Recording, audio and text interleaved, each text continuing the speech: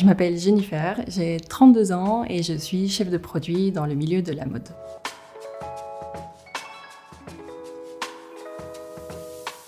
Le syndrome de l'intestin irritable, c'est une maladie digestive chronique, invisible et incomprise.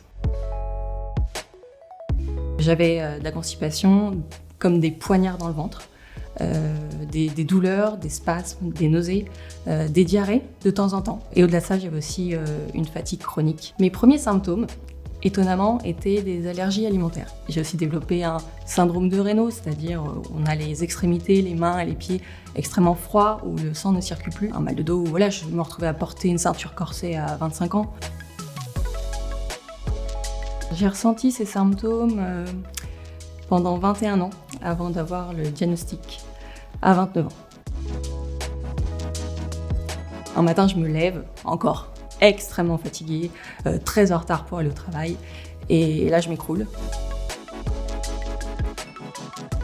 Au départ, j'ai cherché conseil auprès de mes médecins, des généralistes, des gastro-entérologues. Les réponses étaient toujours les mêmes, comme j'étais d'origine plutôt constipée, on me donnait beaucoup de laxatifs et on ne cherchait pas plus loin.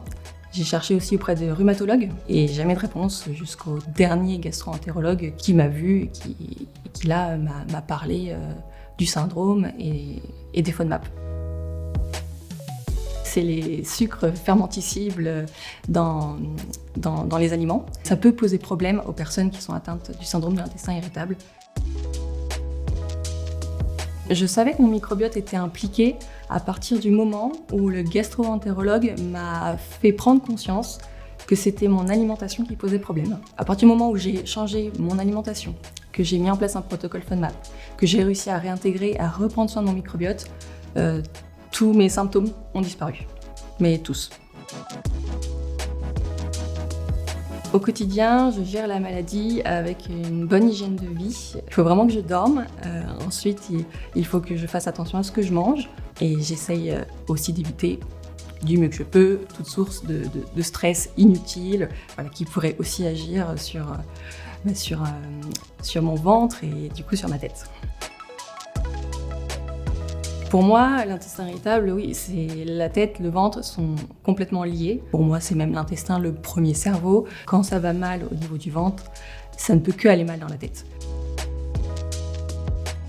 Comme conseil que je pourrais donner aux personnes atteintes d'intestin irritable, déjà j'en ai plein, j'en ai tellement que j'en ai fait un blog qui s'appelle foodmappers.com et je rassemble ici dans le blog tous mes conseils.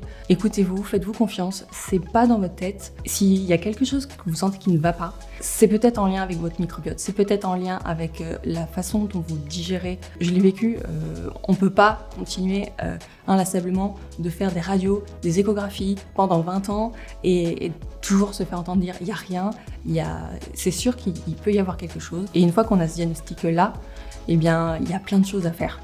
Il y a plein de choses à faire sur le plan nutritionnel, sur le plan de l'anxiété, sur le stress, sur le sommeil. Il faut rester positif, mais surtout continuer d'investiguer. Ne pas baisser les bras et trouver les professionnels de santé qui seront à même à vous épauler et à vous aider à trouver ce qui ne va pas.